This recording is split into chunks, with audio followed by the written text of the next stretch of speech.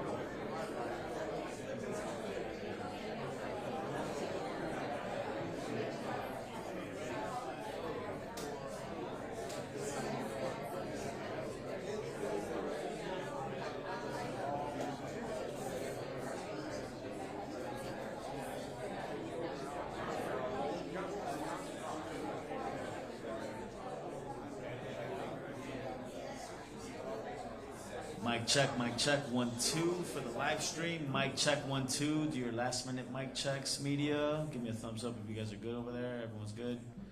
Mic check, 1, 2, 3. Y'all good? Okay, perfect. Thank you.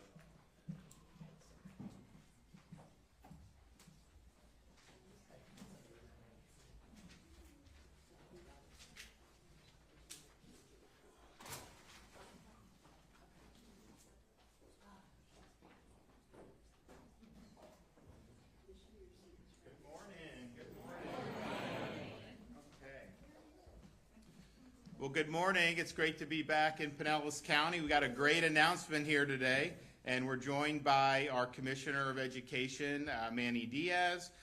We have our president here from St. Pete College, Dr. Tanja Williams, Senator Roussan, the senator for this area, and then we've got 4 members of our board of trustees for St. Pete College. We have the chairman, Jason Butts, and we have trustees Gibbons, Cole, and Kidwell. So I want to thank you guys for all your hard work, and we're excited about what's going on throughout our whole university and college system, but particularly here at St. Pete College. Now, the backdrop for today's announcement is just recently, for the 2nd year in a row, we were ranked the top economy in the nation by CNBC.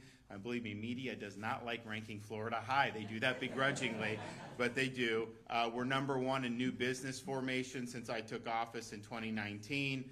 We've been #1 in net in-migration for many, many years, particularly since I've been governor. We've added 220,000 jobs over the past year, and 6,000 of those have been manufacturing jobs. And since I've been governor, I think we're now over 100,000 manufacturing jobs that have been added in the state of Florida, and we'll talk more about that in a minute. 44 consecutive months, Florida's unemployment rate has been lower than the national unemployment rate.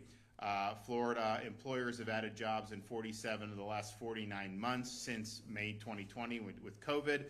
And over the year, private sector job growth has exceeded the nation's for 39 consecutive months. And if you look at economic growth, since I took office in 2019 to the present, the U.S. economy has grown 11%. The state of Florida's economy has grown 22%. So we've doubled the nation in economic growth.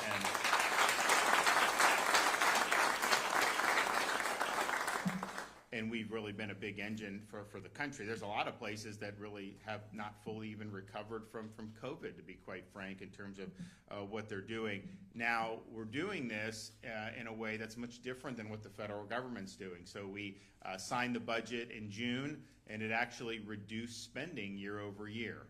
That's not what's happening, of course, in Washington. So we had a reduction in spending, yet we had record funding for K through 12 education, record funding for teacher salary increases, of course, our colleges and universities.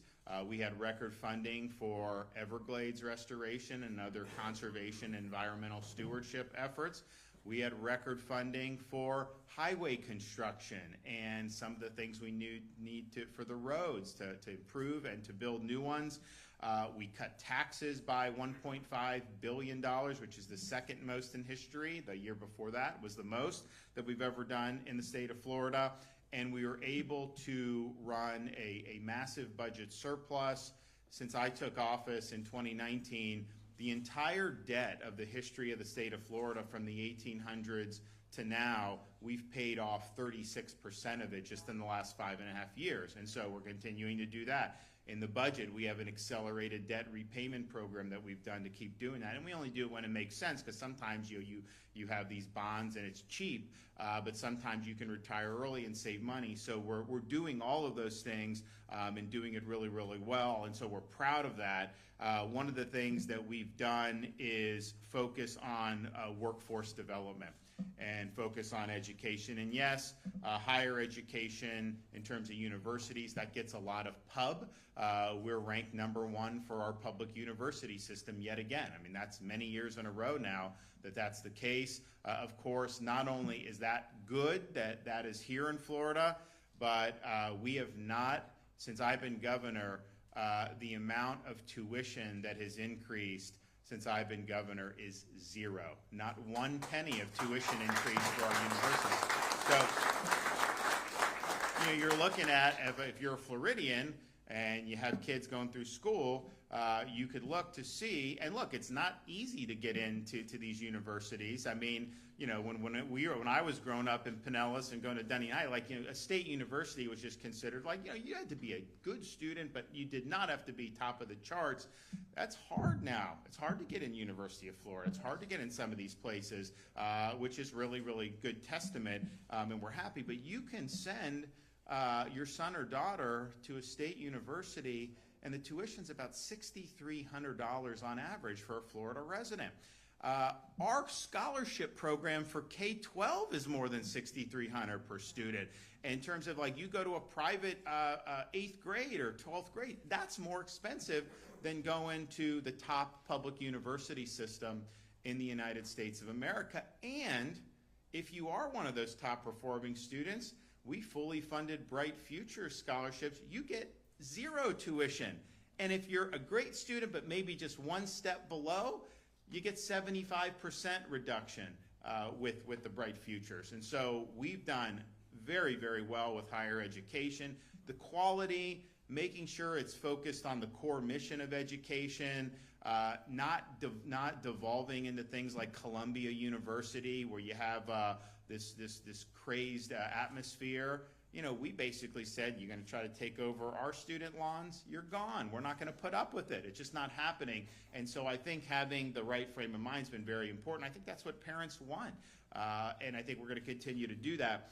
So that's been really, really good. And we're proud of all that. And I think the sky's the limit to what we're going to be able to do. I just tell some of these, like the University of Florida, Wall Street Journal ranked it #1 for all public universities in America. Can you imagine that? That's pretty impressive when you're going up against University of Virginia and some of these other ones. We just need them to be #1 in football again, and maybe Florida State. Who knows, right? We got to get some of them. We've had a pretty, this was a pretty good run. We had some good college sports. I mean, both UF and FSU made to College World Series in baseball in Omaha. We went up for the first weekend. They made it to the top 4, but they didn't make it to the finals. Florida State had a good run with football. The Gators are in a very tough conference. I mean, like, there is no margin for error. The SEC, I am very happy that Nick Saban is enjoying retirement because he was tough to beat when he was at Alabama. So hopefully we'll start to see some things there. And we do need to get this name, image, and likeness and transfer portal straightened out. Because, like, look, I signed one of the first NIL bills. I mean, my view was, if they're selling your jersey with your name on it and they're making money off you, you have a right to do this. Is America. How come someone could be in like the band and they could do a YouTube channel, make money, but just because you're an athlete, you can't? So that was the right direction to go. But now I think what's happened with this transfer portal, it's almost like yearly free agency. You play for one team, then you can say, well, I can make more money here or that. So I think there needs to be a framework in place. And I've talked to some other governors about maybe we can kind of come together on some things. I don't think Congress is ever going to address this. They can't address anything. So, but I think that will really be important because the college sports is important. It's something that, and you grew up in Florida. In my generation, I mean, man, we were so fortunate to have really, really strong programs, particularly in football. So we want to do that. So all that being said, is we're proud of our public university system. But as much as we've put emphasis on that, there's way more ways to be successful than to just go to one 4-year brick and ivy university and get a degree. That's one way you could be successful. It's also one way that people have gone deep into debt in other parts of the country. Obviously $6,300. I mean, how much does it cost to go to a mid-tier private university? Most places are, I bet you 50. I mean, is tuition anywhere under $50,000 in some of those places? It's nuts. And so what happened was, and I think my generation, I remember being told, you got to go to 4-year college, you got to go to university. There's a lot of students that went down that road, went deep into debt. Some of them didn't even graduate and don't have a degree. Others have a degree in things that aren't exactly lighting the world on fire. And so now they're in a situation where it's been very, very difficult. And this whole student loan stuff, first of all, Biden doesn't have the authority to do what he's doing. I mean, you can't just put that burden on the taxpayer through executive fiat. And if you have somebody that decided not to go take out loans and go to college, maybe they're driving a truck or they're doing something else, they're going to be on the hook, for someone that got a degree in British art. I mean, it just doesn't make sense. But a lot of these loans, these big universities made a lot of money off these loans. And so I think the universities should be on the hook for people that can't pay back their loans. You have a responsibility. If you're taking all that loan money, you got to produce students that are going to be able to make their way in the world. And if you can't do it, then you shouldn't be getting this loan money. So that's been a negative, I think, a big negative on higher education in the last generation. So there are ways where you don't go down that pathway.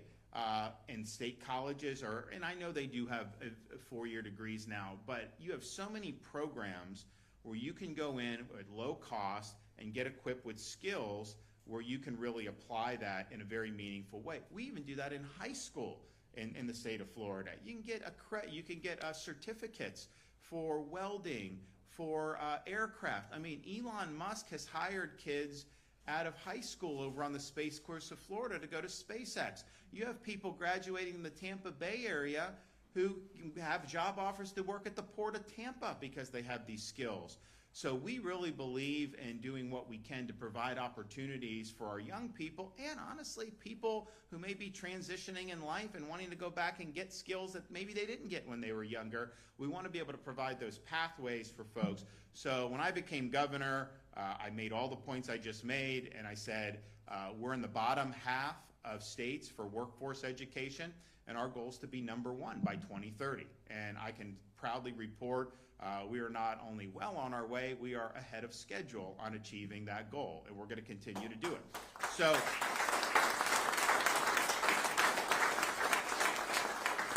So what type of skill? And there's different. I mean, you have folks who, you talk about these manufacturing jobs. When we're producing high school students that have skills in welding, when they were producing skills in electrical, when we're producing high school students in HVAC, in a state like Florida, all that is going to be in demand. You are going to be employed. There's no question about that. And I think the good thing about that type of education is you get those skills, you work, you have opportunities to start your own business in those fields.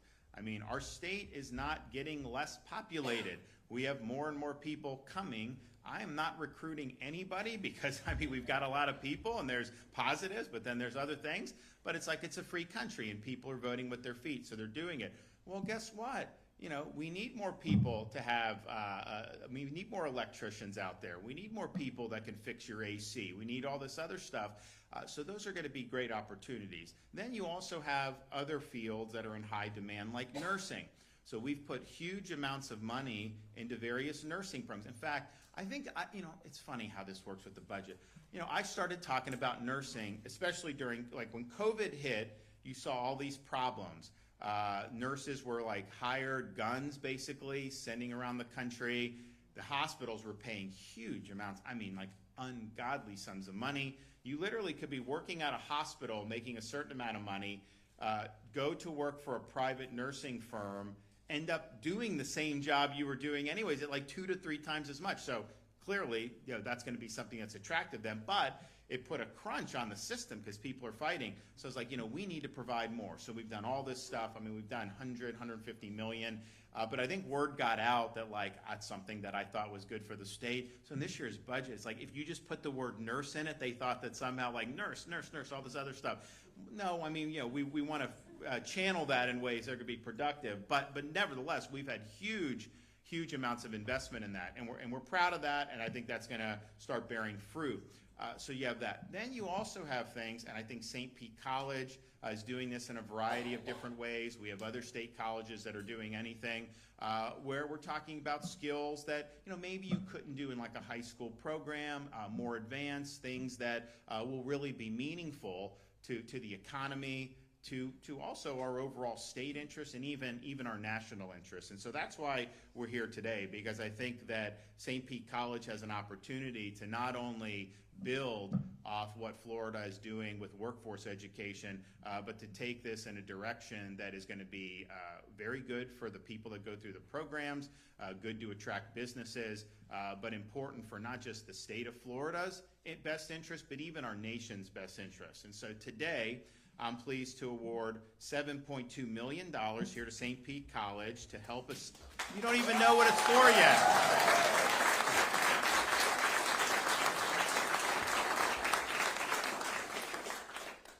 Gets better. 7.2 million to St. Petersburg College to establish the Semiconductor Artificial Intelligence and Machine Learning Training for Technicians Smart Tech 4.0 Lab. So this is 3.2 million through the Job Growth Grant Fund, 4 million through the Department of Education's Workforce Development Capitalization Grant Program. This will be enough money to purchase equipment, hire personnel, build facilities, and produce training materials. Now, semiconductors have become the lifeblood of the modern economy, for good and for ill. I mean, look, I think these kids on these phones has gotten way too much. I think it's been great that when we did the Teachers' Bill of Rights last year, we said teachers have a right to teach in a cell phone-free classroom for kids actually at least trying to pay attention, or at least having to fake it rather than be buried in their phones the whole time. It's not good. So, but this technology is everywhere. The semiconductors are a lifeblood of this. So much of it comes from overseas. I know that they tried to do something in the federal government with this chips. I think it's been a bust so far. I think there's all these ridiculous requirements that companies are saying that they don't want to be a part of it. So we're trying to do this in a way that is providing trained workforce, and I think that'll be a good incentive to bring some capital to Florida to do this. But this is very high skill, very high tech industry for our state. We have invested hundreds of millions of dollars into growing these various sectors in our state, and some of it is through workforce programs, some of it is for things. I mean, we have the biggest supercomputer at University of Florida. We got it from one of the founders of NVIDIA, came and donated that. And that was a couple years ago. NVIDIA's stock's gone up a lot since then, so he probably has more he could give. But you see that. So we want to do that. This is a national security issue. If you look at the geopolitics, particularly of the Far East, you look at the U.S. posture, I would say inadequate posture in the Far East vis-a-vis China. Taiwan is the number one producer of that in terms of supplying our economy. I think you could deter China from eventually attacking Taiwan. I don't know whether that's going to happen on this trajectory, but the bottom line is there's a lot of uncertainty with respect to this, and this has the opportunity, if those chips aren't being produced, to really crash the economy. So this is something that, yes, the jobs will be good. Yes, we have opportunity for business development, but we need to do this stuff here in the United States. It's very, very important that we do. So we're proud to have leaned in on this. I think we've done smart investments throughout the state in ways that other states just simply have not. Now, we do part of this is the Job Growth Grant Fund, the $3.2 million. That's a fund that the legislature appropriates for the governor, and basically we solicit people that have proposals, and it's either workforce development or infrastructure, of course, all leading to economic development and job growth. So we've been able to do this across a wide variety of areas. We've done things like beef up the commercial driver's licenses opportunities, produce truck drivers. We were doing, I think, 600 truck drivers a year when I became governor. Now we're doing, I think it's like 3,500 a year that we're doing it. I mean, that's supply chain, logistics, things that are really important. Those are also six-figure jobs usually right out of training in many instances. So we've done that. We've done things like there may be an industrial park somewhere and they don't have connectivity to the main highways, and we'll build a road. Or we'll do something to expand an airport. And these things have been very, very beneficial. So that's part of it. The $4 million through the Department of Education's Workforce Development Capitalization Grant Program. This is a really, really significant program. So this program gives grants to school districts and to state colleges to create or expand career and technical education programs. And so we started it last year. We've awarded over $100 million to support the creation or expansion of 266 CTE programs in industry, including semiconductors, manufacturing, agriculture, and cybersecurity. And of the $100 million that we've done since the program's inception, more than 49 million have funded semiconductor and advanced manufacturing training programs. So we're focusing, I think, where we need to be focused on, the things that are going to provide the most return on the investment. And the funds awarded through this grant program must be used for CTE programs that also support secondary education CTE programs. So that means here at St. Pete College, that getting these funds means they're going to expand dual enrollment opportunities for our high school students. So you're going to St. Pete High. You could have had like Kidwell back in the day. Could be you go to St. Pete. He could be going here to St. Pete College and participating in an AI training. So this is also really, really good for high school students to be able to participate in this. And I think that that's going to make a big difference. And we have more opportunities for high school students to earn college credit and other types of post-secondary credit than any state in the country. I mean, we obviously have IB programs. We have the Cambridge that's brought in. We have advanced placement, but then the dual enrollment. To me, look, if you're going to go and pursue education beyond high school in one of our Florida institutions, the dual enrollment is really, really where it's at, because you earn the credit. It's not based on kind of one national test that your teacher may or not have taught to it. I mean, I know most of them do a good job with it, but this is just you're there, you're graded, and you go. So I'm a big believer in the dual enrollment, particularly as more and more students want to stay in Florida for education. So this is going to be a big deal. This new lab is going to help fortify our standing as the #1 state for talent development in the nation. We're currently #1 for talent development, and that was not true 20 years ago. So we're proud of that. It's also going to be able to teach students really significant and applicable skills that they will immediately be able to use upon graduation. And it's interesting with the economy. Florida's obviously outperformed the nation, by leaps and bounds.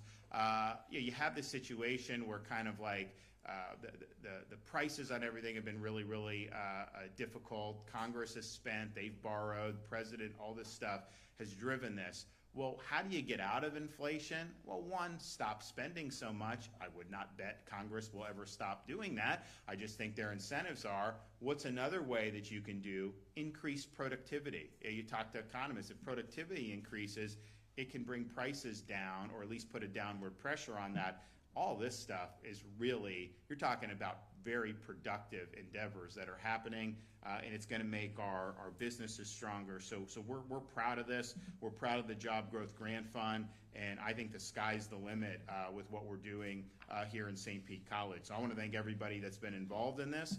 I think that this could be something that you see replicated in other parts of the state as we start to see the fruits from this investment. So congratulations to St. Pete College for the $7.3 million, and I know you'll put it to good work. And before we get moving on that, actually, I will present the check right now to Dr. Williams. $7.2 million.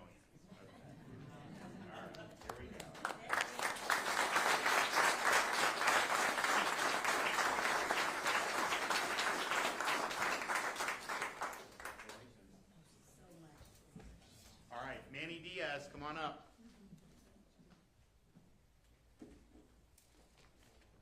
Good morning. It's great to be with you here on this great campus at St. Petersburg College, and I want to thank President Tanja Williams for her commitment and for hosting us.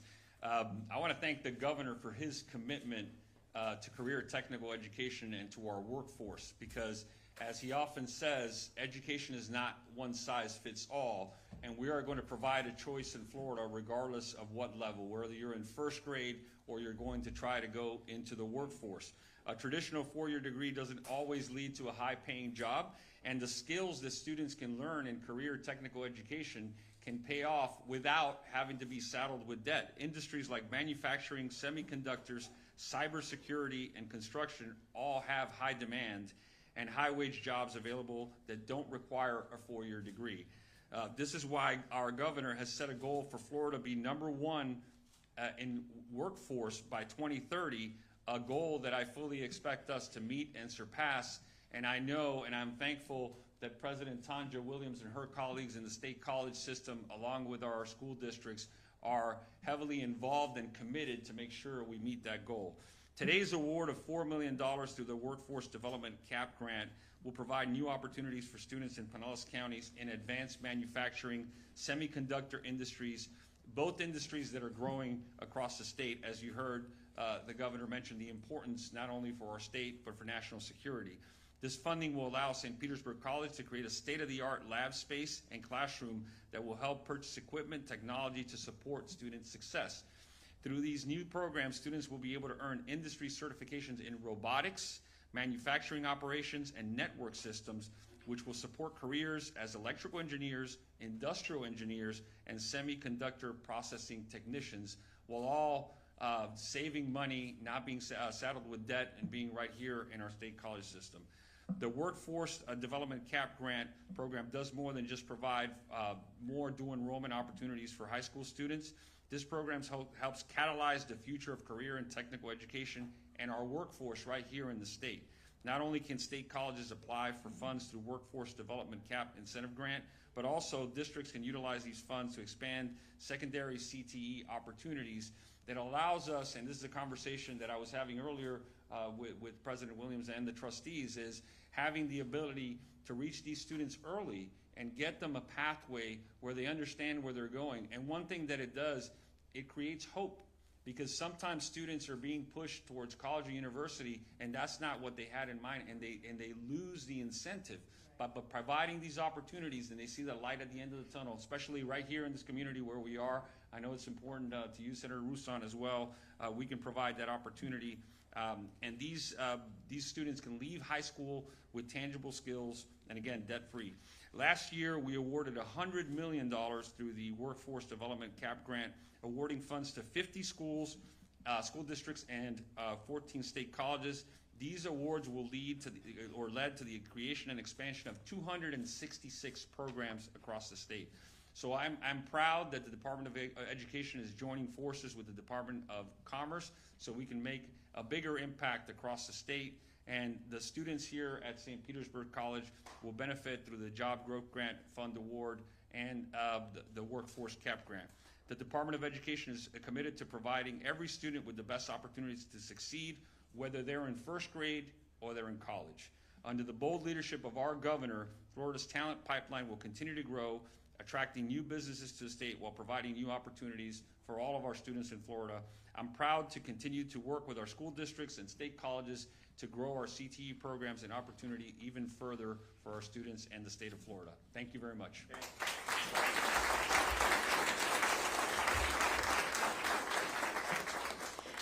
Thank you, Governor DeSantis, and welcome to St. Petersburg College's Midtown campus, the home of the new Smart Tech Manufacturing Lab.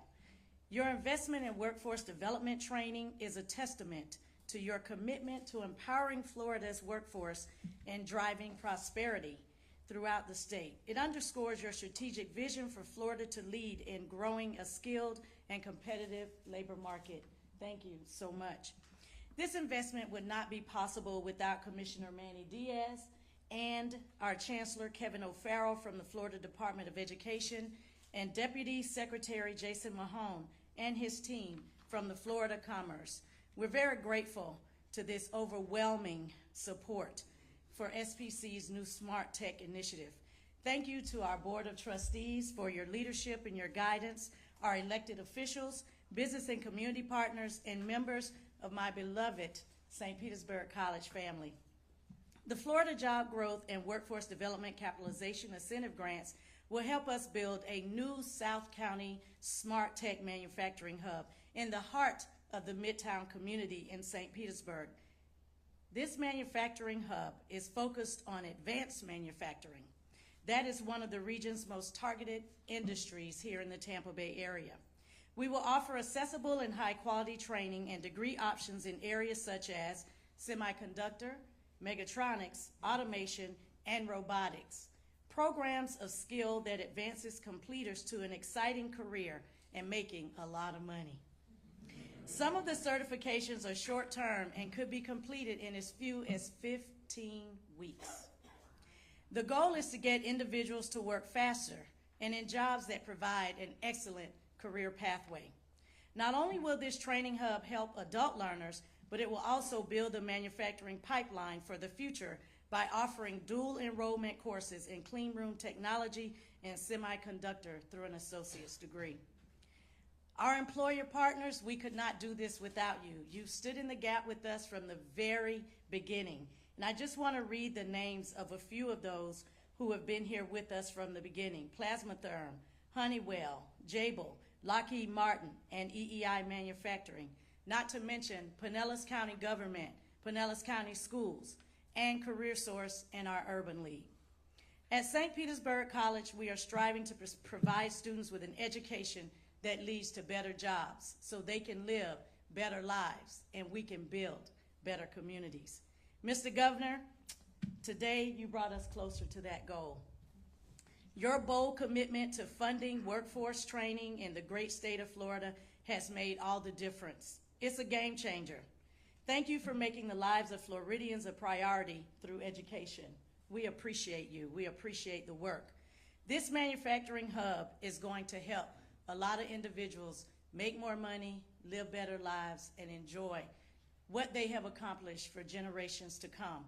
And we want to thank all of those workforce partners out there, those who want to join me and give us more equipment and money and help. We will be glad to take that. All I can say is, together we are stronger. Let's do this. All right.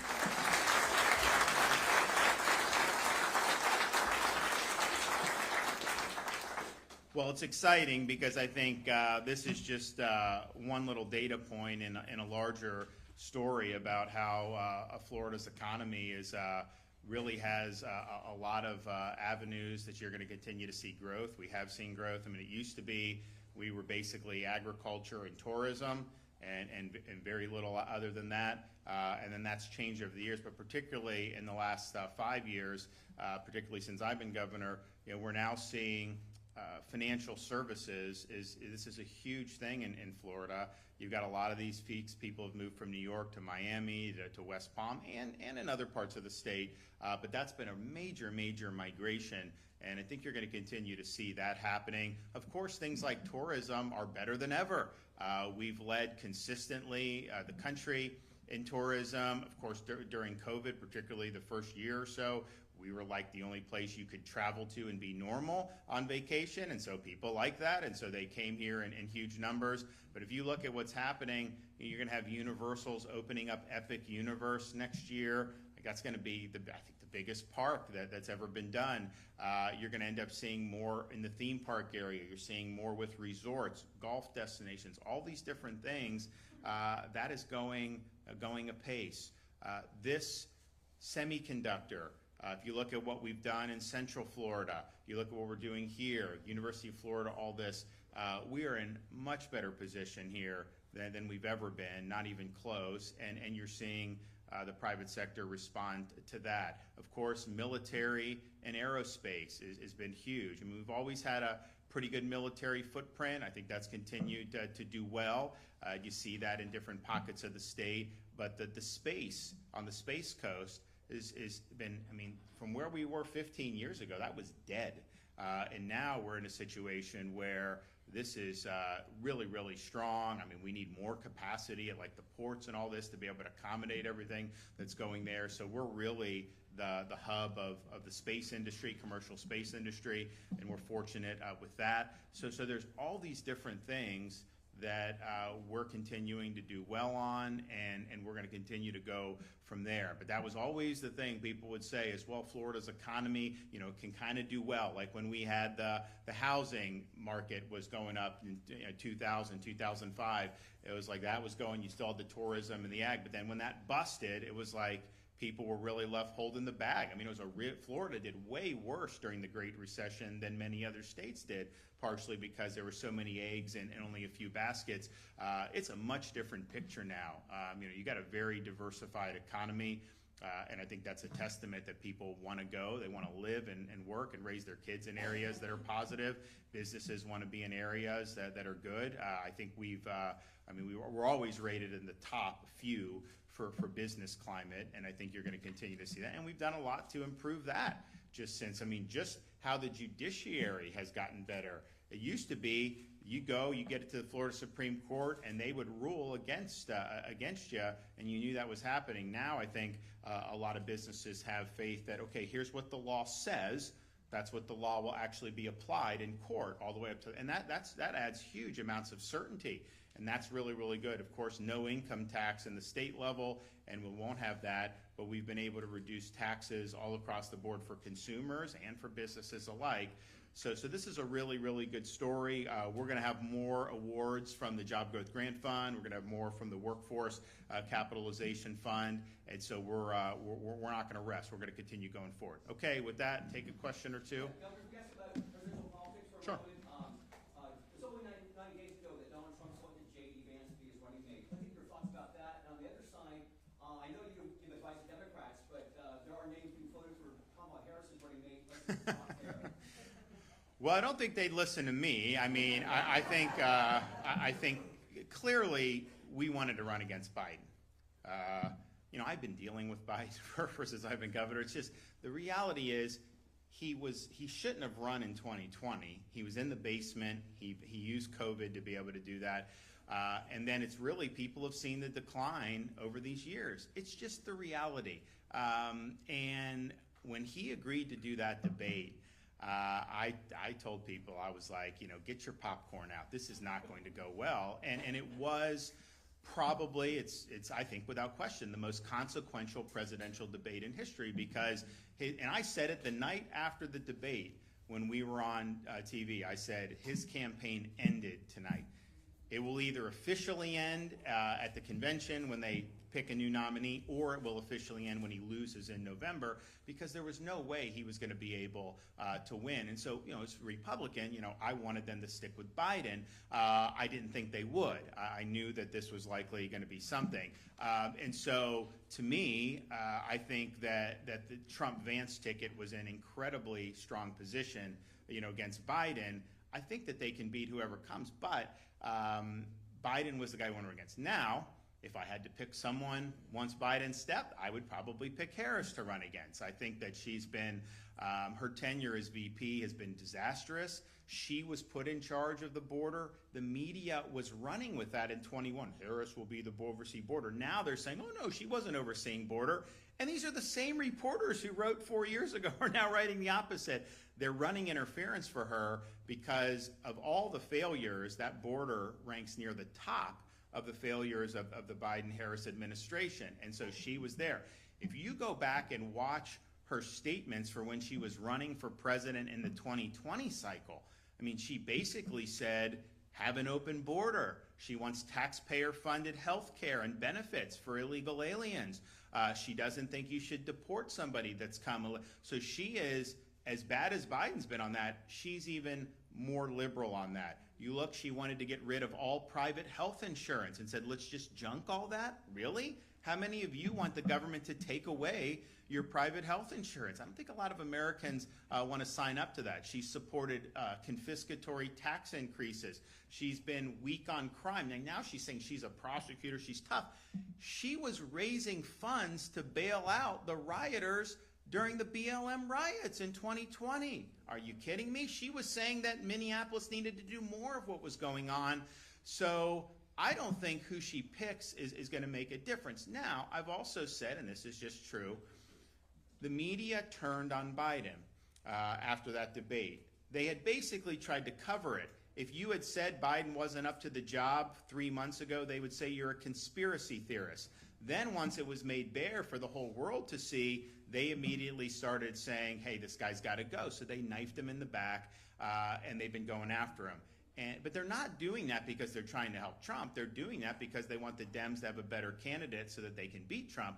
And so they are going to elevate Harris, if she ends up being it, in ways that I think is going to, like, people like me are going to go, you got to be kidding me. But that's what's going to happen. So Republicans need to be prepared. I also think it's possible that, if Harris falls on her face over the next few weeks, I think it's absolutely possible that they go a different direction at the convention. Remember, these are just these delegates can vote who they want to. They're pledging now but if some of the powers that be say, no, we need to go in a different direction.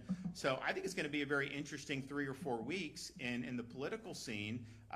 We preferred to run against Biden. I think that was clear because the majority of I think before he dropped out, I think it was like 85% of the public thought that he was not equipped to serve for 4 more years as president. I mean, I don't see how you can win an election if that's the case. And partisanship aside, because I disagree with Biden on his policies, the reality is if someone that was performing at Biden's cognitive level came to me as governor and was applying to be appointed to like a mosquito control board, I would say no. I would say no. You're just not like, I'm going to go somewhere else. Like, and that's just the reality. So that's what they were facing.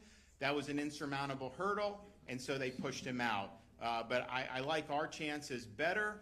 Although I will say that, look, I'm not going to give advice about VP, but I will say this. You're starting to hear it on I think CNN and some of these others. You know, you have this governor in Pennsylvania. I don't know much about him. I mean, I saw that he was saying, like, you know, he was supporting gender ideology and a lot of things that I know I wouldn't go for. But people are saying in the media and on the left, well, she can't pick him, you know, because he's Jewish. And I'm just thinking to myself, what does this country come to, or what does this Democrat Party come to, when in order to win the election, they have to virtue signal to the Hamas caucus? That is unacceptable. And if you have to virtue signal to the Hamas caucus to win an election, you should not win that election. Governor, did you? The state's universal school vouchers program expanded last year. It had a bit of a rough rollout with payment delays and communication issues with Step Up. We're hearing that some. I don't know. I disagree with that. I mean, I'll tell you, when I go around, you know, people come up and say, and like, I'll be around, be in a gas station, be in like a restaurant, and people will come up to me and they will say, my buddy just texted me, so I told him you were here, thank you for the scholarship. Thank you for the scholarship. Parents all across this state are grateful for what we've done, and so I think it's been good. Now, Manny can address, you know, issues on the administrative side. Right, and for, you know, please, we're hearing from both sides that, yes, parents and providers have said that this has been a successful program, but some schools are not getting paid on time, and communication issues would step up. And so I'm curious why these problems persist, and what is the state doing about it that's beyond deadline legislation that lawmakers passed this session, recognizing and acknowledging the payment delays. Do you want to take? Yeah, so first of all, the bill passed at the end of session, was signed by the governor, and there had to be an implementation.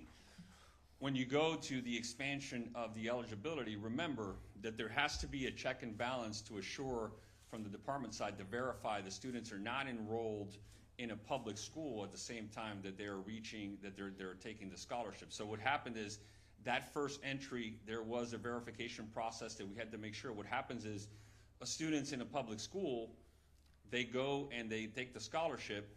Those schools will keep that student as an enrollment until finally they release it before the official count.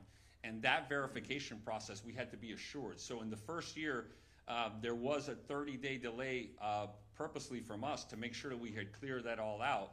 But all of the schools received their payments. On the other end, there's also some misinformation where sometimes they're ready to receive the payment. But remember, on the other end of that, schools have to verify the student's enrollment. There's a process that schools actually have to submit to Step Up to verify that the student is enrolled. And on some occasions, some of these schools were flooded with new enrollments, and it took them a little longer to send that in. All of those processes have been changed and have been streamlined. In fact, Step Up has a brand new CEO who is looking at all these processes to ensure. But overall, it was a success. And yes, there are individual instances where a payment can be delayed if some of those boxes are not checked or some of those documentations are not sent in by private schools. And the overall point, though, is ultimately, why are we doing education? Why is the state doing it? Is it to benefit bureaucracies? Is it to benefit interests? Or is it to benefit students and to benefit families? And our approach to education is the whole purpose of this, when we go out there and talk, it's to benefit students and to give opportunities for families. Now, not every family prior to these programs had the means to be able to send their child to the school of their choice. We've addressed that in a number of different ways, but most significantly with this universal choice program. So now, like if you're in Pinellas County, you have scholarship, you can go to private school. You have options for charter schools, which are public, but they're not controlled by the school district, and they're entitled to no students. You know, it's like when I was growing up, like, you know, I lived in Dunedin. Dunedin, you'd have a certain number of kids. That's where you went, right? They're entitled to no students, and so they have to produce a product that parents are going to say, that's where I want to send my kids. But then even within the school district, you have opportunities to go to different programs. You can go to school across town, across the county, whatnot. And so a parent in Florida has real agency. They have real serious choices that they can make to better the lives of their children and to give their kids an opportunity to do very, very well. That is meaningful. That is something that no other state has done at our level. And I think what Florida has done has caused other states to follow through and to continue on this. And what you're going to see now, because the money follows the student, that's in Florida law, there's going to be people that are going to be able to start schools knowing if I get 300 kids from southern part of Pinellas County, if those families want to come, I know the money's going to be there. Some of them may have been able to afford that, but maybe some of them not. But now, because the money follows the student, we're going to be doing it. So this is also opening up entrepreneurship opportunities within the realm of education. And parents are going to have so much power to be able to make these decisions, and the places that do well are going to prosper. And if parents are choosing not to go to other areas, then they're not going to do as well. But I would point out, Florida's ranked #1 in education last 2 years in a row. If you look at our charter schools, so this isn't even talking about the step up and the scholarships. These are all public schools, charter schools. Our population now that's in there is about 400,000 students. Now that is as much or more than probably the K-12 population of half the states in this country. So you have 400,000 students, disproportionately low income, disproportionately racial, ethnic minority. Those 400,000 charter students, if that was its own separate state, they'd rank in the top 5 in student achievement in this country. So this is something that has worked. We would not be where we are without this. And I think Manny's handling all, I think they're working through all that. But let's look at the big issue here is that we have led in ways that have empowered parents like no other state, that have given kids opportunities that they would have never had in most other states and would not have even had in Florida in the past.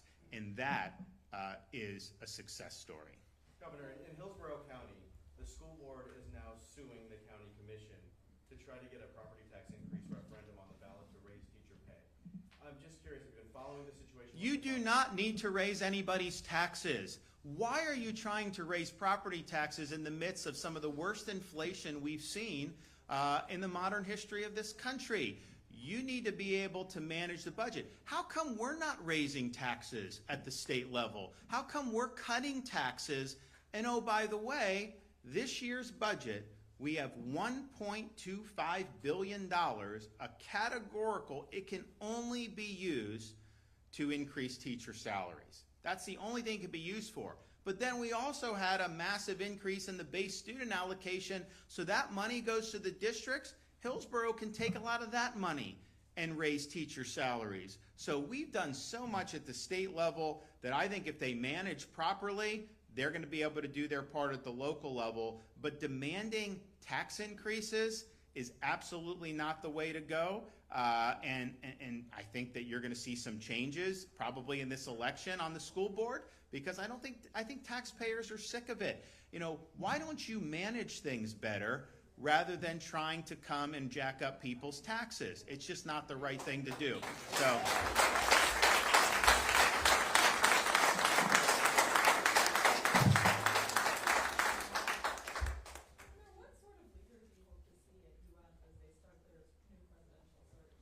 So the question's about University of Florida and the vacancy there in the presidential office. Well, one, I would just say we have a lot of great people Floridians, and even people that aren't Floridians who have connections to the state, who served on the Board of Governors and on the various boards. And I would say the University of Florida's board has really, really high-quality people. And I think they've done a fantastic job. They'll be really the ones that are going to be leading that effort. But what we want to do is we want somebody that's going to lead. We want to be very clear that we're dedicated to the pursuit of truth in higher education. We're dedicated to academic rigor and high standards.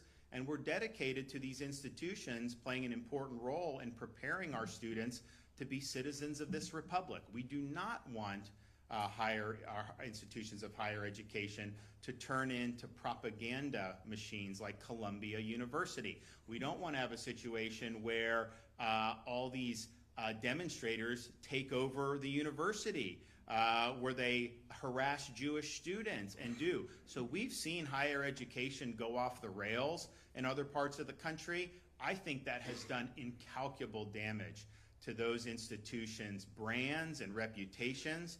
I think it's hurt their academic quality. And so we have an opportunity to continue on a strong path, but we've got a lot more to do that says, you know what, that's not what higher education's all about. We're going to have a place where people are going to be able to explore ideas.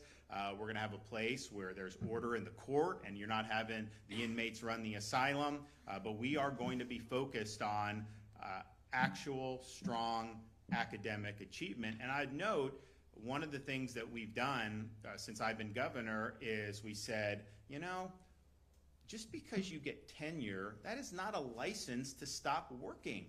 And if you talk to people who've done universities around the country, who've overseen them, ran universities, been on boards, the number one financial drag on universities is unproductive tenured faculty. So what we did is we created a law that said all tenured professors must undergo review every 5 years and can be let go for poor performance. And so you've seen that happen in some instances. I think you'll continue to see a churn. But we didn't just say do that. We gave $100 million to the universities, so a president of a university or the board, they can go recruit new faculty.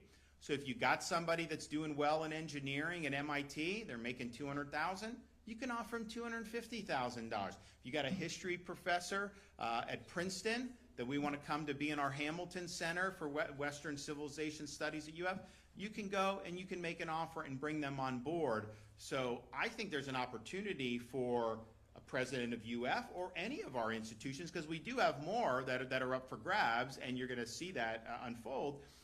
You have an opportunity to really attract high-quality talent. We're giving you the resources to be able to put the money where your mouth is. Look, you know, there's a lot of these professors, and you see at Columbia, you see some of the nonsense. Like, to me, I don't want to spend a cent on that. But we've got some really good people that are doing, I'll pay them more. Let's pay more to recruit and retain the folks that really are doing, I think, what we want to see. So it's a good opportunity, but I will let that board lead and explore kind of how that is going to go about. You know, I was not somebody that was involved necessarily in their past selection. That was something that they were, and it just, I don't know how it developed. Someone said you should check this out, but that's what happened. So I'll let them lead that effort, because I have confidence that they're going to do something that is going to be really, really good. And, you know, when you have U.S. News, I think, had UF 5 for public universities, so that's behind Berkeley, UCLA, Michigan, and Virginia. You know, those are universities. I mean, Virginia's been around since Thomas Jefferson. I mean, that's a long time. So for us to be in there, and then we're also, I think, Georgia Tech's in there, North Carolina, you know, that is a really great spot to be in. Wall Street Journal had UF ranked 15th overall in America, public or private. So, but they were the top-rated public, but just think, to be 15th overall, I mean, you've got a lot of good private universities out there. I mean, you got MIT, you know, you've got, you know, these Ivy League schools used to be, I think, viewed as the pinnacle. I think that's lost the luster with how they've behaved over the last recent years, and I think you're starting to see people recognize that. I mean, donors are pulling back money. They're not funding these universities like they used to. You're seeing some people in, like, you know, high echelons of society that would have opportunity to send their kids wherever they want, now balking at sending them to some of these. And that was not even 10 years ago, when you could see some of the negative trends in academia, you were not seeing people actually doing that. Now you're starting to see that. So I just think it creates an opportunity, not just at UF, but all around the state. I mean, University of South Florida is one of the top 50 public universities in this country, year in, year out. It's ranked there. Florida State is one of the top 15 universities, public universities. That was not true if you go back 20, 25 years ago. So we've got good momentum. You know, FIU down in Miami, we created something called the Adam Smith Center for Economic Freedom. And what that's been is kind of a focal point for economic and political freedom all throughout the Western Hemisphere. They've had a number of former heads of state from different Latin American countries have been a lot of them have been fellows there, and they're doing that. And trust me, in Latin America, we need a new birth of freedom because the governments there are not doing well, and they're going very, very left. So it's interesting the niche that has done. I think this Hamilton Center at University of Florida, I think 5 years from now, people will look and say that it's the premier academic center for the study of Western civilization in the entire country. And that's going to be something that's going to be really, really meaningful. Department data breach, what is the state doing about that? I'll go. You already asked. Let me go there. I was going to ask about the sheriff of Osceola. They have accusations he has been admitted to court because supposedly he shared pictures of Madeleine Soto's body. What do you think about that? I didn't necessarily, The sheriff of Osceola Osceola. being summoned to court because accusations of he shared pictures of Madeleine Soto's body. What do you think about that? So I don't have all the facts on that. I mean, I heard that there's an investigation going on. We'll see kind of how all that shakes out. You know, I will just say this just generally. I spoke at the sheriff's conference yesterday. We've got a lot of really good sheriffs in this state, and we're fortunate. You know, I was there with Grady Judd from Polk County. You know, it's like, I mean, I could be in like